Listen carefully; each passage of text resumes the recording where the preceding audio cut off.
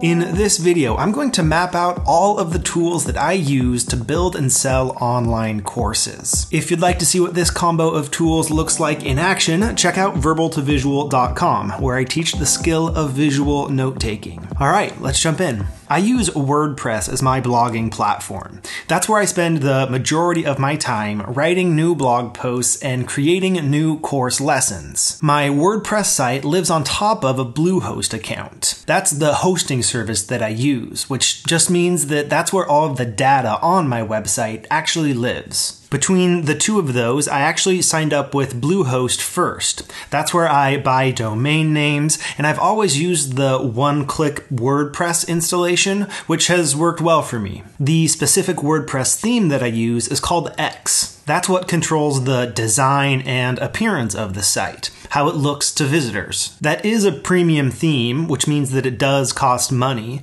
but it is so clean and versatile that I don't mind paying for it. By the way, you can find links for all of the things that I'm mentioning here in the description below. Those three pieces there are the core of the website. From there, we add a bunch of plugins to WordPress. Plugins are essentially add-ons that allow your website to do things that it can't do with the built-in features that come already installed with WordPress. The plugin that I use to create the whole online course experience is called LearnDash. The term for that thing is a learning management system, LMS for short. It's within that system that you create individual lessons and link them together into a complete course. That all happens while you're logged into WordPress, and it feels identical to writing a simple blog post. So if you're already comfortable with that, you won't have any trouble putting together a course with LearnDash. So I build my courses using LearnDash, but to sell them, I need a few more things. The first is a way to provide the whole checkout system on the site. For that, I use a plugin called Easy Digital Downloads. That tool allows you to sell digital products like PDFs or MP3s, but it's also built to communicate with your LearnDash plugin.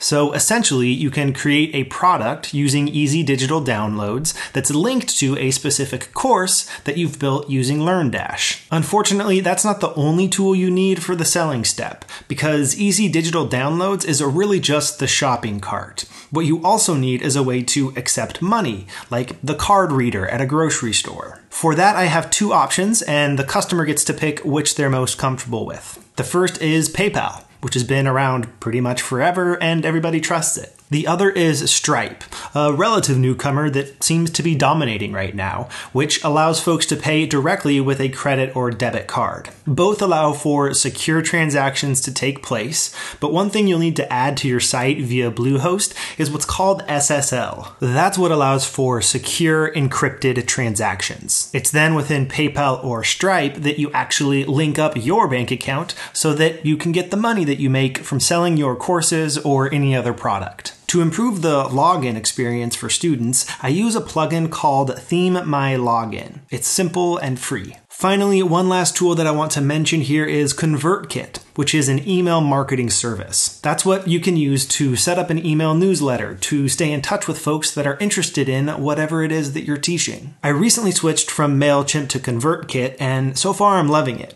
It's a cleaner experience, and it just feels like it's better suited for bloggers and podcasters and video makers who are entering the world of online entrepreneurship. And that's it. I know this might seem like a lot, but if you take it one step at a time, it's not too bad to get all of this set up. If you're ready to dive in, I'd suggest you start by getting the three core pieces set up, maybe with Bluehost, WordPress, and X. Then get your email newsletter going with Convertkit so that you can start growing an audience for your future course. Then tackle all of those plugins. This is by no means the only way to set up a website where you can build and sell online courses, but it is the way that's working for me. And I hope that it was useful to see all of the tools laid out in this way. In my next video, I'll be telling you all about the overhead shooting rig that I use to make videos like this one. So if that sounds interesting, stay tuned.